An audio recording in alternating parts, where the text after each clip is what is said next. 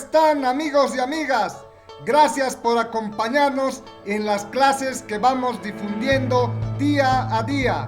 Su preferencia y apoyo nos alienta a continuar transmitiendo nuestros conocimientos.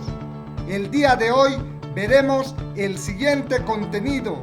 Hablaremos acerca de las pruebas de independencia y dentro de ella mencionaremos a la prueba de series, la prueba de póker y la prueba de huecos. Así que comencemos. Continuando con el avance del tema 3, que se titula Pruebas estadísticas para números pseudo aleatorios, a continuación veremos el siguiente contenido. Hablaremos de las pruebas de independencia, que son aquellas que analizan si los datos generados se comportan como datos verdaderamente aleatorios. Dentro de ellas veremos a la prueba de series, a la prueba de póker y a la prueba de huecos. Anteriormente ya definimos lo que son las pruebas de uniformidad. Ahora definamos lo que son las pruebas de independencia. Las dos propiedades más importantes que deben satisfacer los números de un conjunto R son la uniformidad e independencia. En la sección anterior comentamos las pruebas que buscan determinar si los números del conjunto R son uniformes. A continuación, hablaremos de las pruebas estadísticas que tratan de corroborar si los números en el intervalo 0 y 1 son independientes o, en otras palabras, si parecen pseudoaleatorios. Para probar la independencia de los números de un conjunto R, primero es preciso formular las siguientes hipótesis. H sub 0. Los números del conjunto R sub I son independientes. H sub 1. Los números del conjunto R sub I no son independientes. Describamos lo que son las pruebas de series. Estas pruebas consisten en generar n números pseudoaleatorios de los cuales se forman parejas aleatorias entre UI y UI más 1. Entonces, dividimos en n subintervalos, donde la frecuencia esperada va a ser igual a n menos 1 sobre k cuadrado, y calculamos la siguiente relación, x sub 0 al cuadrado, que va a ser igual a la sumatoria de la frecuencia observada menos la frecuencia esperada al cuadrado sobre la frecuencia esperada. Eso tiene que ser menor al estadístico del chi cuadrado comprendido entre alfa y k cuadrado menos 1. Si se cumple esa relación, no se puede rechazar la hipótesis de que los números provienen de una distribución independiente. Apliquemos estos conceptos teóricos a la resolución de un ejercicio.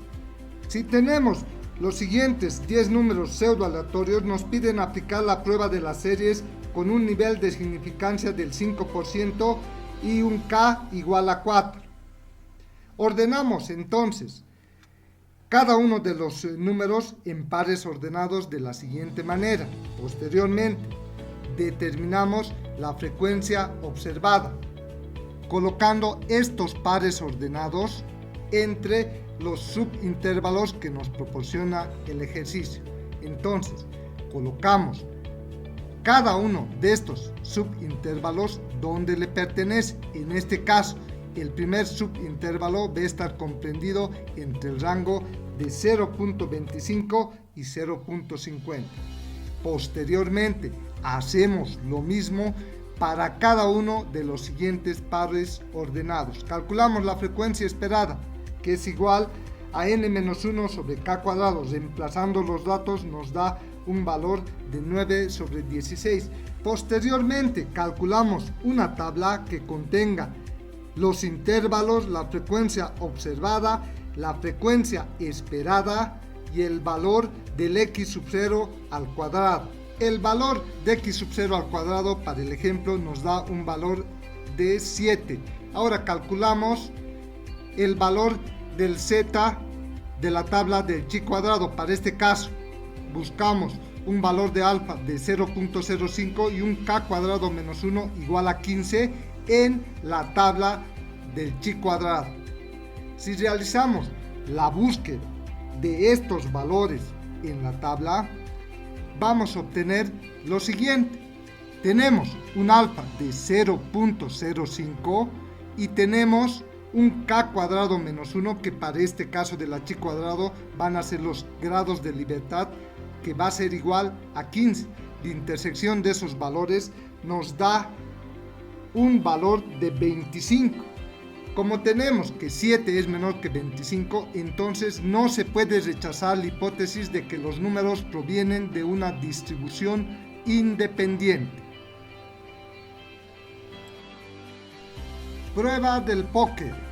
Esta prueba consiste en visualizar el número R con 3, 4 o 5 decimales, como si fuera una mano del juego del póker con 5 cartas, y clasificarlo como todos diferentes, exactamente un par, dos pares, una tercia y un par, póker, que va a tener 4 decimales iguales, y una quintilla, que tiene 5 decimales iguales.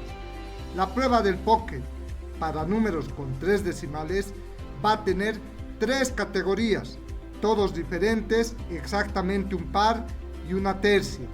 Sus probabilidades van a ser 0.72, 0.27 y 0.01. La sumatoria de esas probabilidades siempre tiene que ser igual a 1. La frecuencia esperada va a ser igual a la probabilidad multiplicado por n, donde n va a ser la cantidad de números aleatorios. La prueba del póker para números con 4 decimales va a tener 5 categorías, todos diferentes, exactamente un par, dos pares, tercia y póker. Sus probabilidades son las descritas en la tabla. La prueba del póker para números con 5 decimales va a tener 7 categorías, todos diferentes, exactamente un par, dos pares, una tercia y un par, una tercia, póker y quintilla. Sus probabilidades son las que están descritas en la tabla. La frecuencia esperada va a ser igual a la probabilidad por el número de números aleatorios que nos proporciona el ejercicio.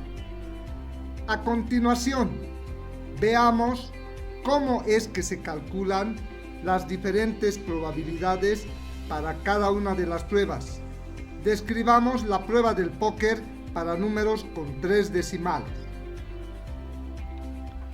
En este caso, tenemos 3 categorías. Hallemos entonces las probabilidades para cada una de estas categorías. La probabilidad de todos diferentes va a ser igual a la probabilidad del segundo distinto del primero por la probabilidad del tercero distinto del segundo.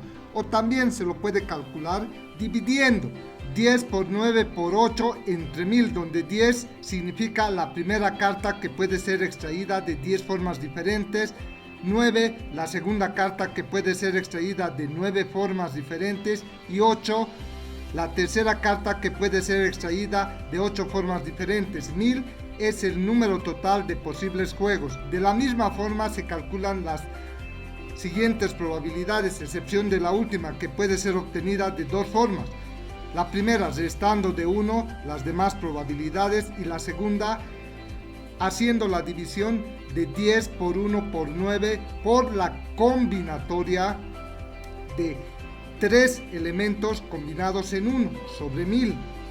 Utilizando la fórmula de la combinatoria nos va a dar el mismo resultado. Ahora, el procedimiento de la prueba consiste en los siguientes pasos. A. Determinar la categoría de cada número del conjunto R. B. Contabilizar los números R de la misma categoría o clase para obtener la frecuencia observada. Calculamos la siguiente relación. Si se cumple esa relación, no se puede rechazar la hipótesis de que los números provienen de una distribución independiente. Ahora, el m-1 va a ser igual a 6 para números con 5 decimales. El m-1 va a ser 4 para números con 4 decimales y el m-1 va a ser 2 para números con 3 decimales. Apliquemos estos conceptos a la resolución de un ejercicio. Nos piden aplicar la prueba del póker con un nivel de aceptación del 5% a los siguientes 30 números con 5 decimales. lo primero que hacemos es identificar las categorías a las cuales pertenecen estos números aleatorios. La primera, ¿sí?, pertenece a la categoría de un par, porque hay dos unos entre los decimales. La segunda, todos diferentes. La tercera, existe un par entre los números o los decimales 5. La cuarta, todos son diferentes. La quinta, todos son diferentes. Para el siguiente grupo tenemos un par, una tercia, dos pares, un par y un par. Para el tercer grupo tenemos todos diferentes, una tercia entre los números 4, todos diferentes, y un par entre los números 8 o los dígitos 8. Para el siguiente grupo tenemos una tercia conformado por los dígitos 6. Tenemos luego una tercia y un par conformado entre el 0 y el 6, un par y todos diferentes. Para el siguiente grupo tenemos una tercia y un par, dos pares, un par y todos diferentes. Por último, para el último grupo tenemos un par, una tercia, dos pares y una tercia y un par. Lo siguiente es llenar el siguiente cuadro identificando los valores de cada uno de los números que pertenecen a las diferentes categorías. Tenemos las probabilidades, tenemos las categorías, hemos hallado la frecuencia observada, hallamos la frecuencia esperada multiplicando la probabilidad por el número o la cantidad de números aleatorios que nos provee el ejercicio, y hallamos el estadístico, que en este caso sería igual a 30.0969. Lo siguiente que tenemos que hacer es buscar el valor de x cuadrado de alfa m-1, que va a ser para nosotros el alfa 0.05 y m-1 va a ser 6. Entonces buscamos la intersección de esos dos valores y nos da un valor de 12.59. Entonces, como 30.0969 es menor que 12.59, se rechaza la hipótesis de que los números provienen de una distribución independiente. Prueba de huecos. Esta prueba consiste en comparar los números con el propósito de verificar el tamaño del hueco que existe entre ocurrencias sucesivas de un número. La prueba se inicia al definir un intervalo de prueba alfa-beta, donde alfa-beta está comprendido entre 0 y 1. Posteriormente se construye una secuencia de unos y ceros de esta manera. Se asigna un 1 si el R sub i pertenece al intervalo alfa-beta y un 0 si no pertenece a dicho intervalo.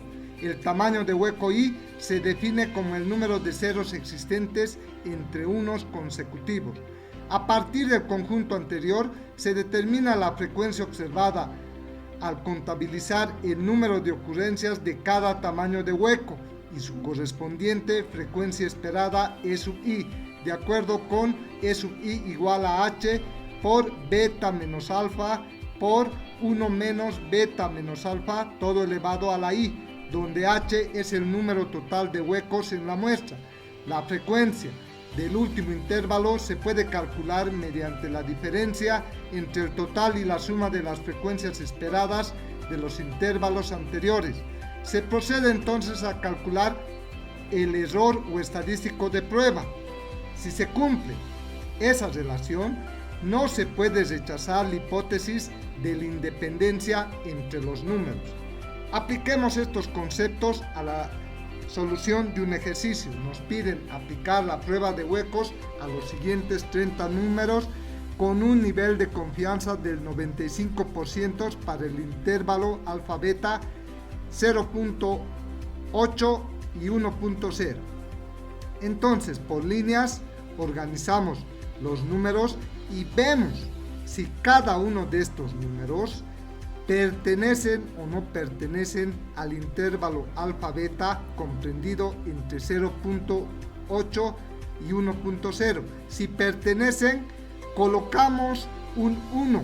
Si no pertenecen, colocamos un 0. Por ejemplo, 0.872 está en el intervalo comprendido entre 0.8 y 1.0. Como está, es por eso que colocamos el valor de 1. El siguiente número, 0.950, pertenece a ese rango. Por esa razón colocamos también el valor de 1. 0.343 no pertenece a ese rango, por tanto colocamos un 0. A continuación calculamos el tamaño del hueco y lo calculamos con la distancia que existe entre los unos.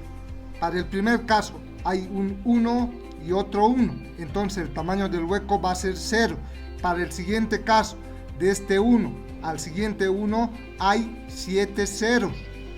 Para el siguiente caso, entre el 1 y el siguiente 1 hay un tamaño de hueco o una cantidad de ceros igual a 1, y así sucesivamente vamos calculando el tamaño de los siguientes huecos.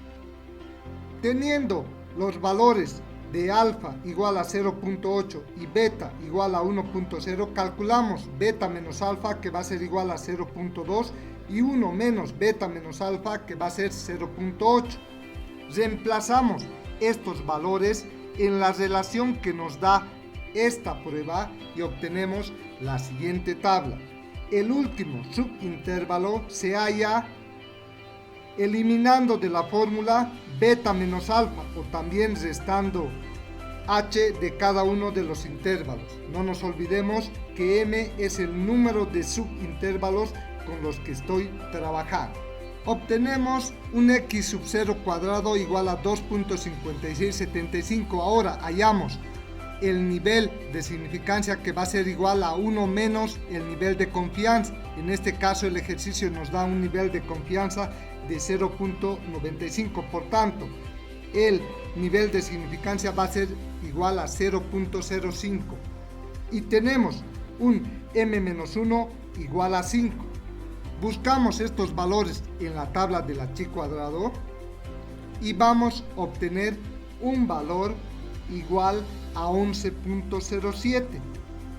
Por tanto, como 2.5675 es menor a 11.07, entonces no podemos rechazar la hipótesis de independencia entre los números.